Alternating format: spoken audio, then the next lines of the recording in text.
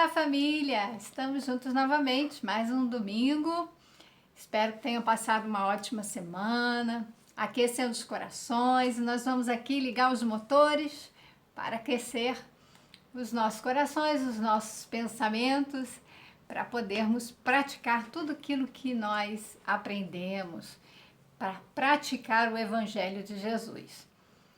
Veja que nós estamos nos baseando nessa obra, Educadores do Coração, que a essa altura do campeonato já entendemos que é um processo de autoconhecimento. Para nos tornarmos educadores, temos que educar os nossos corações. Para educar os nossos corações, nós temos que nos conhecer. Então, aquilo que a gente precisa melhorar, aquilo que a gente precisa desenvolver, aquilo que nós temos de força, de potência para criar, tudo isso nós vamos nos descobrir, né?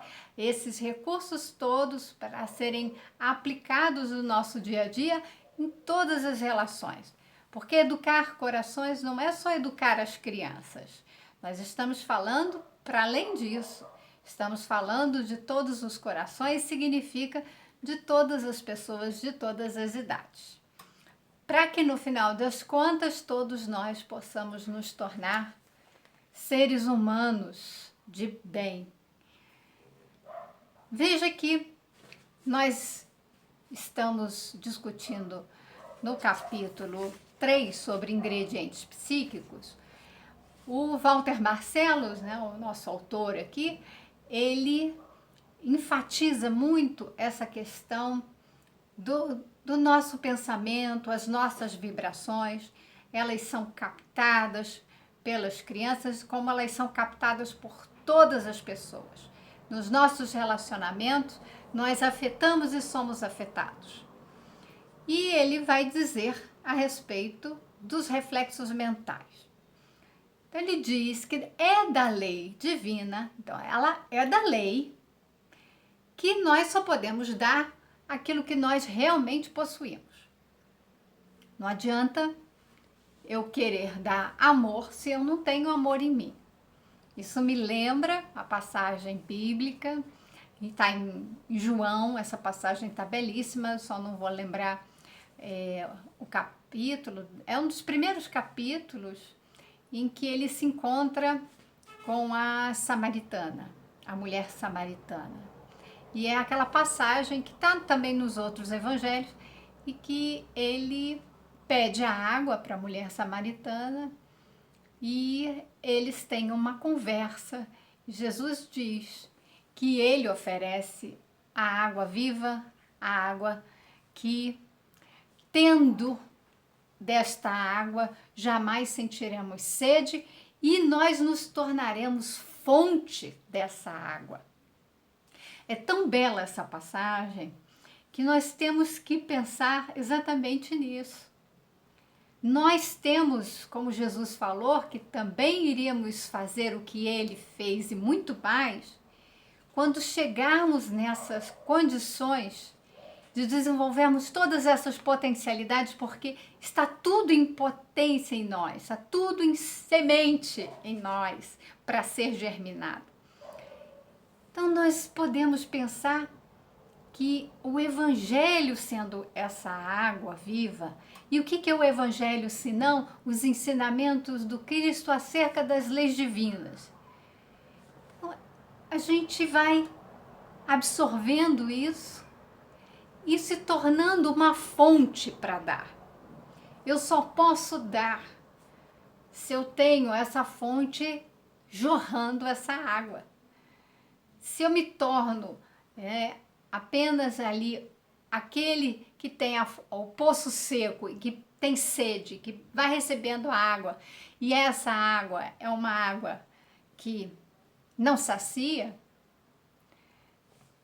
a gente não tem, ela é absorvida e meio que vai embora, né? Então nós precisamos entender que nós estamos com ensinamentos que são fonte de água viva, uma fonte de água em que isso não se esgota. Quando a gente ama, a gente transmite amor, é uma fonte de amor. Quando a gente tem compaixão, a gente é essa fonte de compaixão.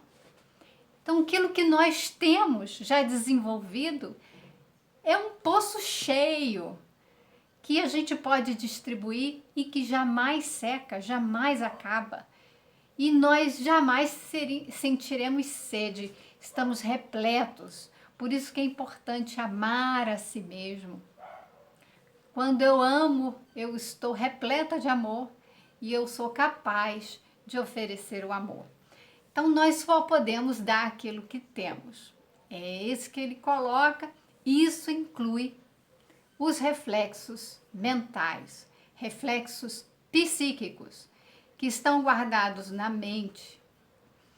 Eles não foram dados por Deus de forma gratuita, porque os reflexos, eles são tudo aquilo que já acumulamos em nosso mundo mental, pela prática de erros e acertos, defeitos ou virtudes na esteira das experiências reencarnatórias.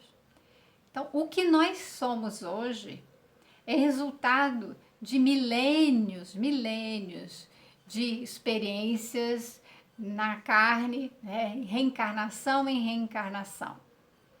Nós temos essas características. Veja que ele vai falar que o que já adquirimos está guardado em nós. Em matéria de verdade ou ilusão, de amor ou de ódio, de crença ou descrença, de sabedoria ou de ignorância, de bons hábitos ou maus hábitos, de vícios ou virtudes, de delicadeza ou grosseria, de palavras nobres ou de baixo calão, de fé convicta ou superstição, de caráter evangelizado ou materialista. Estamos, sem perceber, transferindo aos outros, na vida de relação pessoal, pelos nossos reflexos mentais. E a criança não fica fora dessa capacidade de assimilação psíquica. Então, veja que ele diz que nós temos isso, né? Tanto as virtudes quanto os vícios. E nós colocamos esse elemento como um elemento de troca, de intercâmbio em todos os nossos relacionamentos. E isso inclui as crianças, que elas estão de pequenininhas assimilando. Quando eu fui ler esse livro aqui, A Primeira Infância e as Raízes da Violência, ele foi escrito pelo médico Antônio Márcio Lisboa. Ele não é brasileiro, ele é só para... acho que ele é peruano, se eu não estou enganada. Argentino.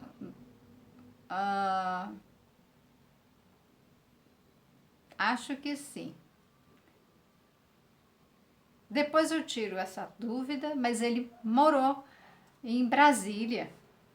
E ao escrever esse livro, qual foi a preocupação dele? Então, esse livro não é um livro de cunho espiritualista, tá? Não é um livro espírita.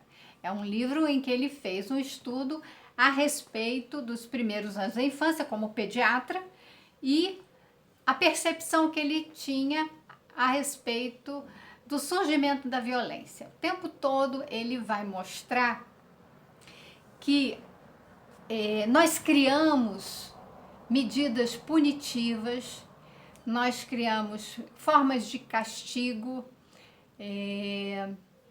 aumentamos todo o investimento em segurança para podermos ficar isolados aí do mundo perigoso, então de uma violência urbana. Ele coloca a questão das crianças que estão nas ruas, sem os pais, sem a escola. Ele fala de todo o processo das pessoas que são presas por crimes, sejam eles graves ou, né, de pequeno, vamos dizer assim, né, de pequena importância, mas um roubo até um homicídio, né?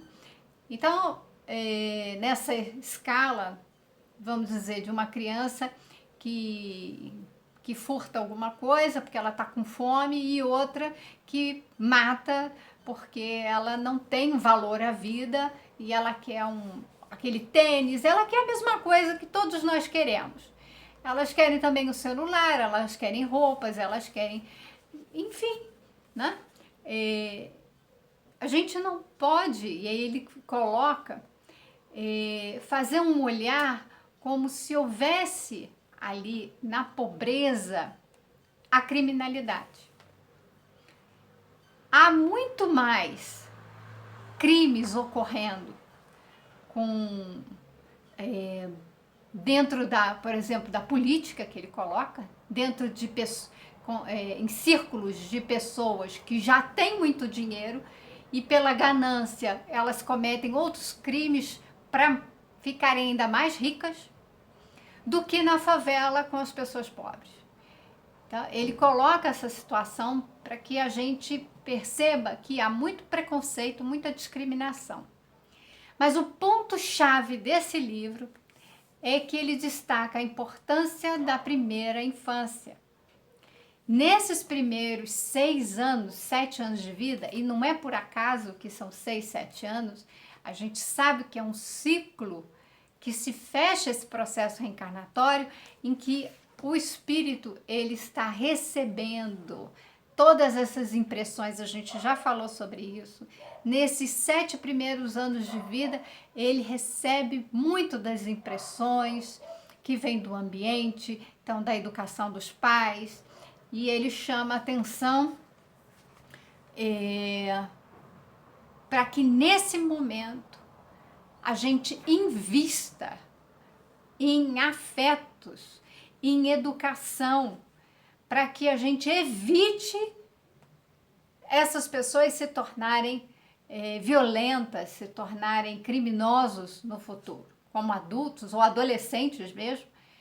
Então ele faz uma distinção o tempo todo no livro dele, é para chamar a atenção que essas medidas de retira as armas ou coloca mais armas, aumenta o número de presídios, aumenta casas de detenção, se cria leis mais punitivas, que isso não resolve o problema, porque ali não está a causa. A causa está nesses primeiros anos de vida em que a gente deve fortalecer os laços de família, os laços de afeto. Então não é só dar também emprego para os pais, para que eles possam trabalhar e ter comida para que ninguém precise roubar. Porque as pessoas não necessariamente cometem crimes para roubar porque passam fome. Tá? Geralmente pessoas de bem, quando passam fome, elas pedem. Então, o que ele coloca é que existe um processo desde o início em que algo está frágil e aí ele vai destacar a privação materna. Ou seja, a ausência da mãe nos primeiros anos de vida. O desenvolvimento de um caráter antiafetivo inclinado à delinquência habitual e de difícil tratamento. Então ele coloca isso trazendo aquele livro que eu mostrei do Bowlby que fala sobre o apego. Ele destaca os estudos do Bowlby sobre o apego para dizer que essas crianças nos primeiros anos de vida, quando elas não recebem um afeto, e veja que ele vai falar da privação materna e depois ele tem um capítulo só sobre a privação materna, que ele vai destacar quando, com ou sem a presença da mãe. Então veja que privação materna é um termo que foi cunhado para se dizer da falta da mãe, porque os estudos da psicologia mostravam muito a relação mãe-bebê. A gente hoje vai ter que redefinir isso, né? Porque o que, na verdade, essa figura materna é uma função, é um exercício de cuidado e afeto. Cuidado físico, cuidado do corpo, mas o cuidado também no afeto, das emoções. Então ele diz que não é exatamente a presença da mãe, né? A criança, a privação é quando a criança não encontra um tipo de relação amorosa e segura que a gente espera de uma relação com a mãe. Então, a mãe gestou o bebê no seu ventre, o bebê nasceu e ela ali vai cuidar daquele bebê, amamentando, protegendo, de uma forma muito amorosa.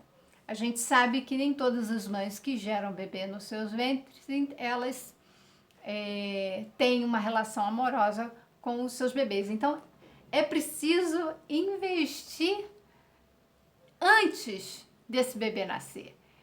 A gente já chama isso de psicologia perinatal. Nós vamos trabalhar até antes da concepção, trabalhar com essas gestantes durante a gestação, né? O nascimento do bebê, né? O parto e o pós-parto.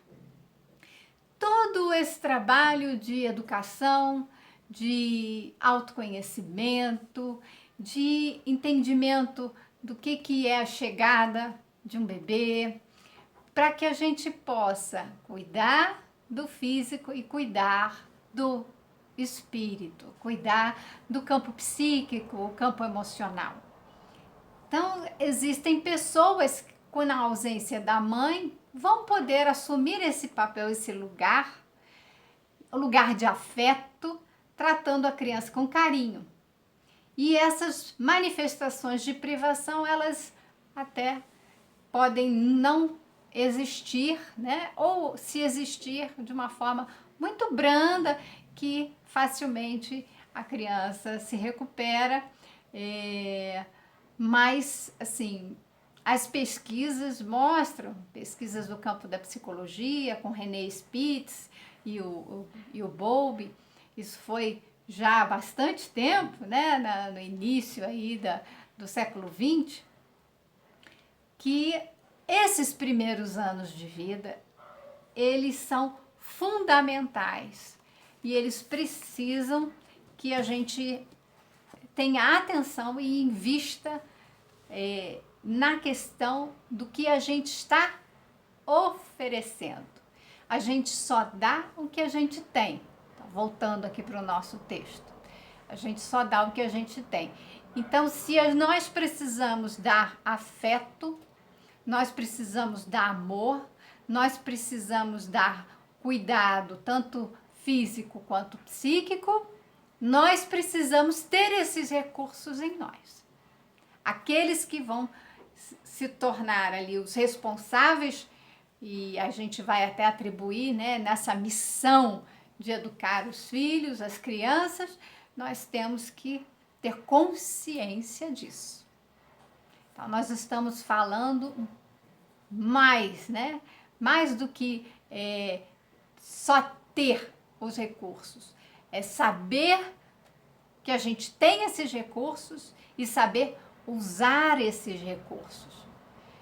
Para nos tornarmos cuidadores, conscientes, a gente precisa ter consciência, ou seja, saber o que a gente tem de recurso e como que a gente está usando esses recursos. Então veja que nós sabemos que nós somos seres pensantes, nós sabemos que nós sentimos. Agora nós sabemos o que nós estamos sentindo, nós estamos atentos, conscientes para o conteúdo dos nossos pensamentos, nós sabemos como que os nossos pensamentos e os nossos sentimentos afetam os outros. A gente precisa saber disso para agirmos de forma consciente e não sermos simplesmente arrastados pelos impulsos das nossas emoções. Aí ele vai falar desse que ele vai chamar, né, de telegrafia mental. Então, é um sistema em que as mensagens psíquicas são transportadas para o psiquismo da criança.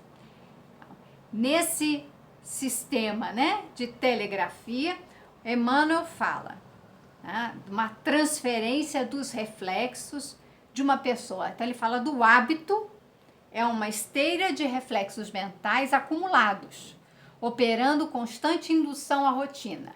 Então eu tenho, e a rotina, o hábito, eles são formados pela necessidade do cérebro economizar energia. Então, nós fazemos, eu já comentei isso, nós vamos aprender uma coisa nova, né? Vamos aprender a costurar, vamos aprender a fazer um crochê, vamos aprender a dirigir um carro, nós vamos aprender a fazer algo novo, nós precisamos treinar aquele gesto. Quando o gesto já está treinado, ele se torna automático e se cria ali um hábito. Então, não preciso mais ficar tão atenta e pensando, que aí eu gasto de energia com pensamento, né? De pensar em passar a marcha, olhar para o espelho, não, isso já está automatizado, assim como outros comportamentos que nós vamos automatizar, criando hábitos. E ele fala de termos hábitos na forma de pensar também. Nós acumulamos, vamos pensando, vamos criando reflexos mentais. Pensando sempre aquela mesma coisa e emitindo. São ondas mento-eletromagnéticas, em que André Luiz usa esse termo no Mecanismos da Mediunidade. No estudo da mediunidade de efeitos intelectuais, podemos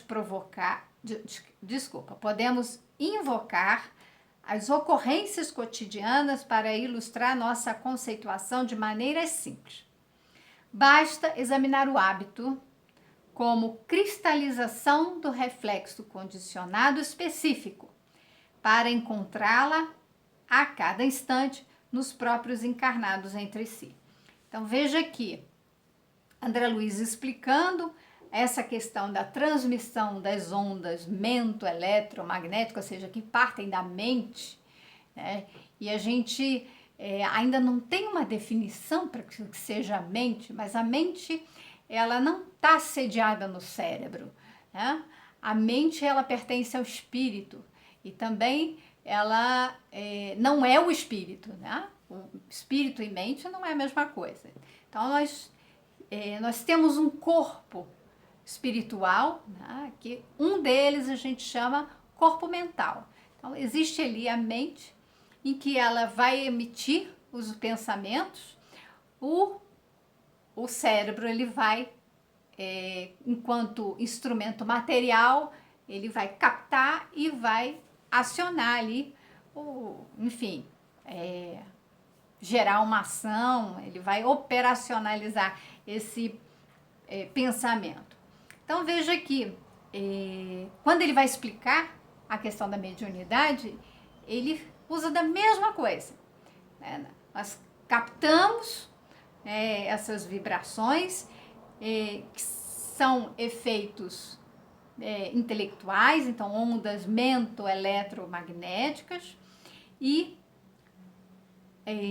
criando um reflexo condicionado bem específico, que ele vai colocar aqui.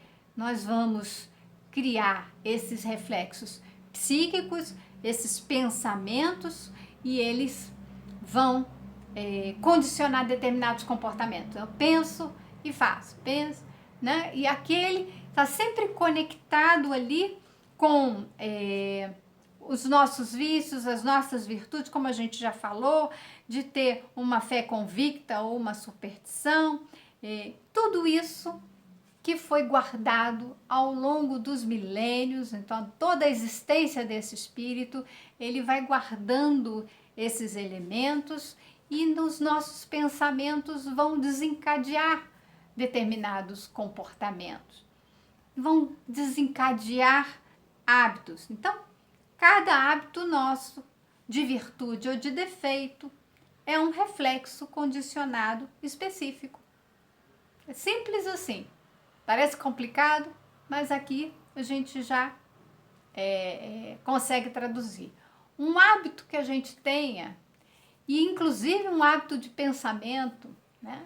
Que a gente vai falar das crenças, inclusive. Então, eu acredito, por exemplo, no livro Florescer, do Martin Seligman, ele, que a gente considera um dos pais da psicologia positiva. Ele fala aqui das armadilhas do pensamento, e ele está fazendo todo um trabalho por conta do estresse, e a gente vê que armadilhas do pensamento causam ansiedade, causam estresse, e ele fez um trabalho específico por conta do estresse pós-traumático em pessoas, né, soldados que foram para a linha de frente nas guerras, né, do Iraque, Afeganistão e outras tantas, e que voltaram com essa queixa de transtorno de estresse pós-traumático. E o que ele vai perceber é que nós temos determinados pensamentos ali, tá? Eles vão criando hábitos, formas da gente agir. A gente acredita, por exemplo, e aí ele vai dar um exemplo muito interessante, que muitos de nós, às vezes, faz isso, ó. Pedir ajuda é sinal de fraqueza. São crenças profundamente arraigadas. Arraigadas aonde? São crenças que estão aonde? Elas estão implantadas aonde? Estão em nós, um ser espiritual que traz isso ao longo de muitas encarnações. E vão criar hábitos. O hábito, por exemplo, de nunca pedir ajuda. Eu não preciso da ajuda de ninguém. Então pode ser até uma postura arrogante, de orgulho, de vaidade, de se colocar superior aos outros. Então veja que tem um lado aí que é um vício nosso que a gente precisa identificar e perceber que muitas vezes esse tipo de pensamento nos leva a uma cadeia de eventos que nos levam a uma ansiedade, a um estresse. Porque se eu não peço ajuda e eu preciso de ajuda, o que acontece comigo? Eu posso ficar, né, doente, posso ter, né, uma situação de perigo, eu posso até não me dar bem num exame, num concurso, numa prova. Enfim, aqui é um treinamento para que essas pessoas possam ir para a guerra, infelizmente é para soldados, né? E elas não retornem de lá com o estresse, desenvolvendo o estresse, para que elas possam aprender isso que é interessante e serve muito para todos nós, o trabalho que ele vai chamar, onde que está aqui, da resiliência, né? Da gente desenvolver uma resiliência e do crescimento pós-traumático. Então, ao invés de desenvolvermos um estresse, um transtorno pós-traumático, ele fala de um desenvolvimento de, né, um crescimento, uma aprendizagem pós-trauma. Nós podemos passar por situações traumáticas e superá-las, desenvolvendo a resiliência. Então, isso precisa que a gente perceba os nossos pensamentos, essas armadilhas que criam crenças, criam hábitos que nos enrijecem. Então, ele fala que tem um aspecto rígido e que a gente tem que pensar se esse pensamento é útil, se esse pensamento ele está adequado à situação e qual é o significado. Então, pedir ajuda para algumas pessoas que acreditam que representa fraqueza, quando elas percebem que, na verdade, quando eu peço ajuda, eu estou me reconhecendo como alguém vulnerável, sim, alguém que está num processo de aprendizagem. Então eu me abro às possibilidades para aprender, para trocar, para me relacionar.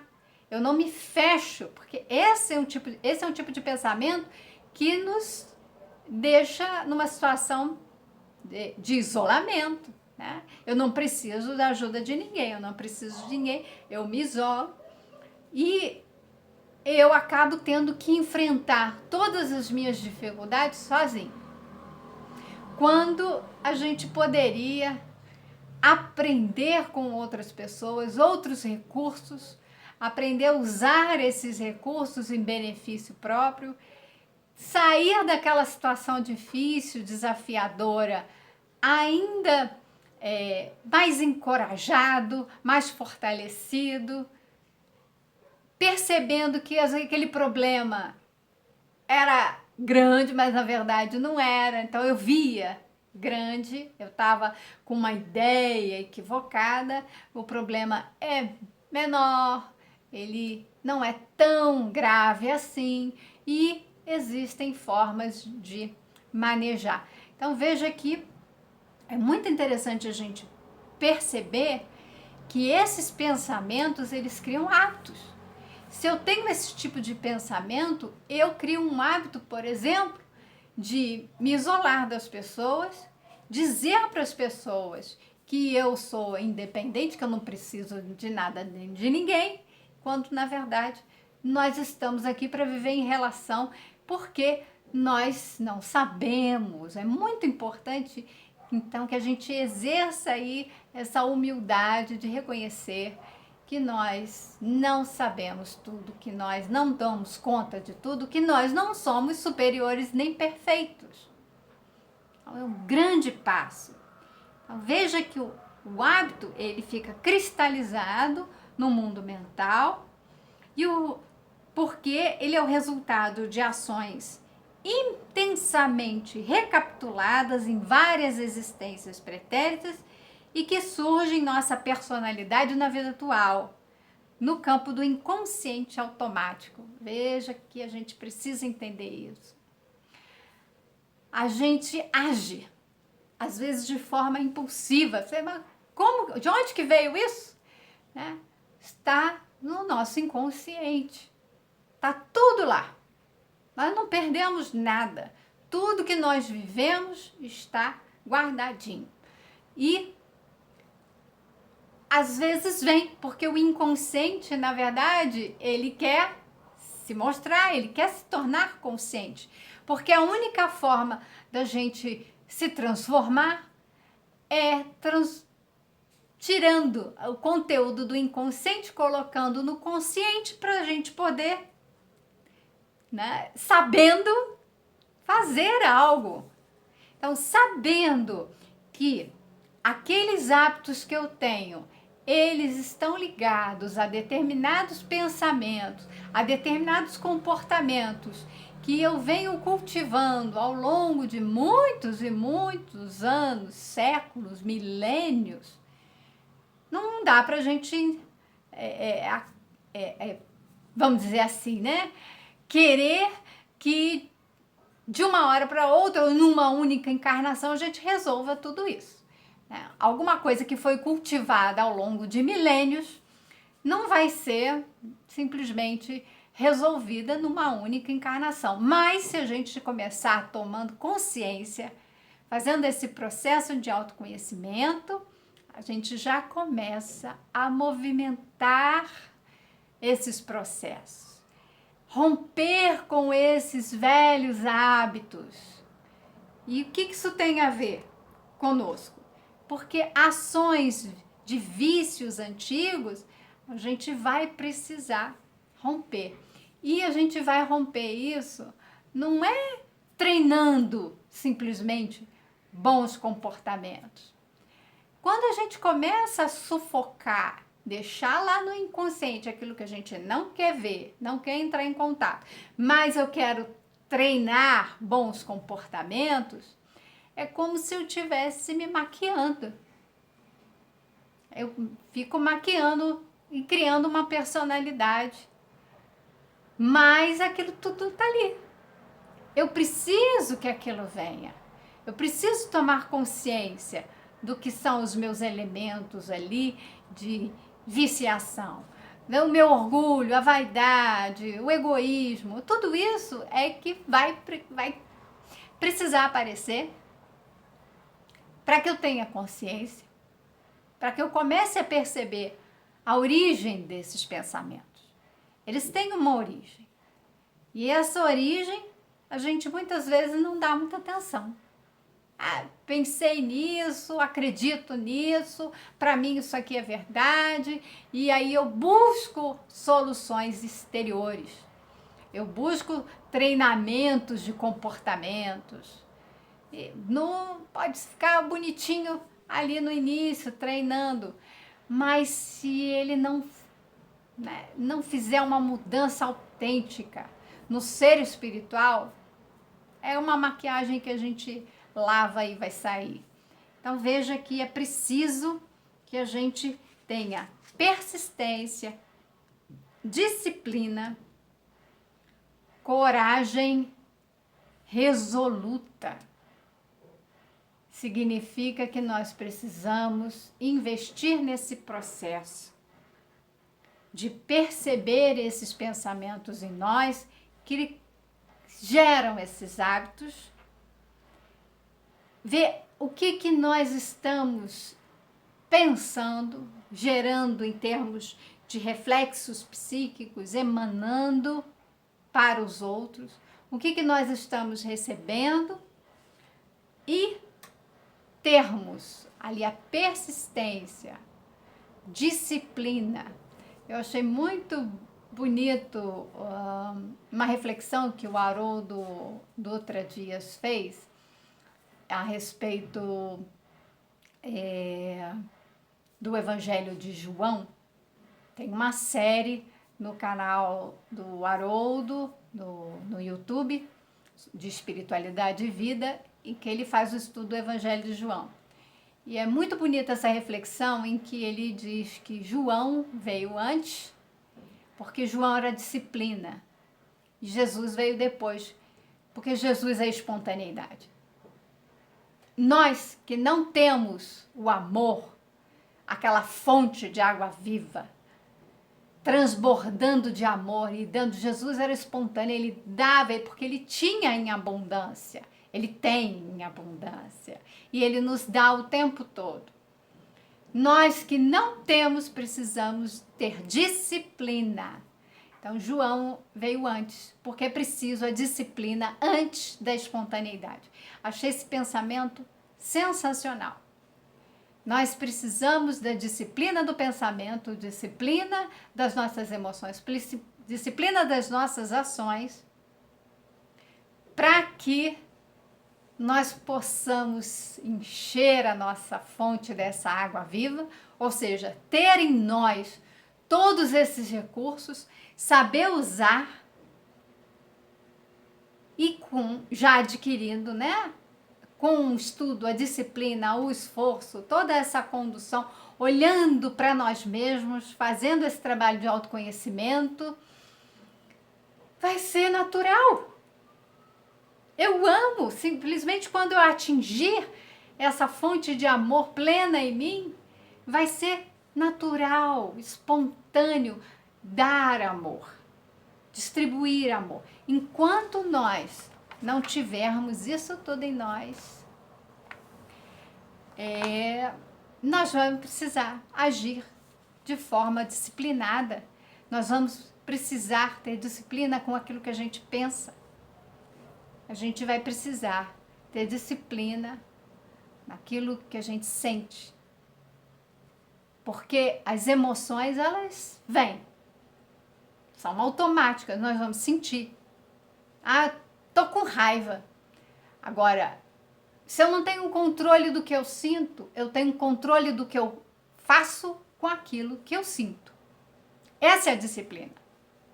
Isso é ter consciência. Eu tenho consciência da minha emoção, então estou sentindo raiva. O que eu faço agora?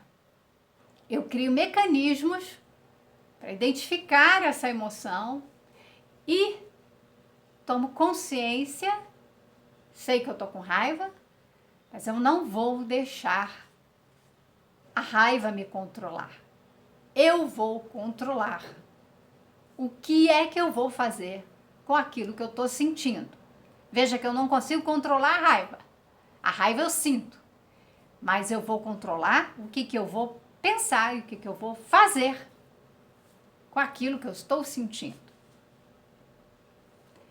Então, nós temos esses reflexos são mentais que vão construir as formas como a gente vai se comportar.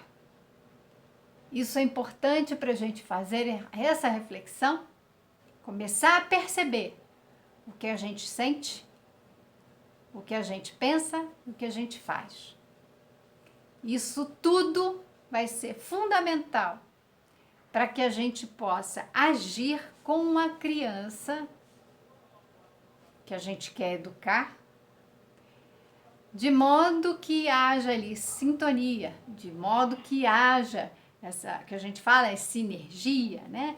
Então, vamos poder oferecer esses conteúdos também mentais, todo esse reflexo mental, essa influência psíquica, e a criança captar isso e poder sentir que nós a queremos bem, que nós amamos, que aquilo que a gente está ensinando é a verdade, ou seja, baseado no Evangelho, né? Vamos pegar aqui que Jesus falou que ele é o caminho, a verdade e a vida. Então, nós temos as lições de Jesus como as leis divinas, e que é a verdade. Então, as leis divinas precisam ser transmitidas com autenticidade para essas crianças, mas tem que começar por nós. Então, espero que todos façam uma ótima reflexão, tenham uma ótima semana, coloque em prática tudo isso para que a gente possa ir avançando para fazer todo esse entendimento de evangelizar o ser espiritual que somos. Muita paz e até o próximo domingo.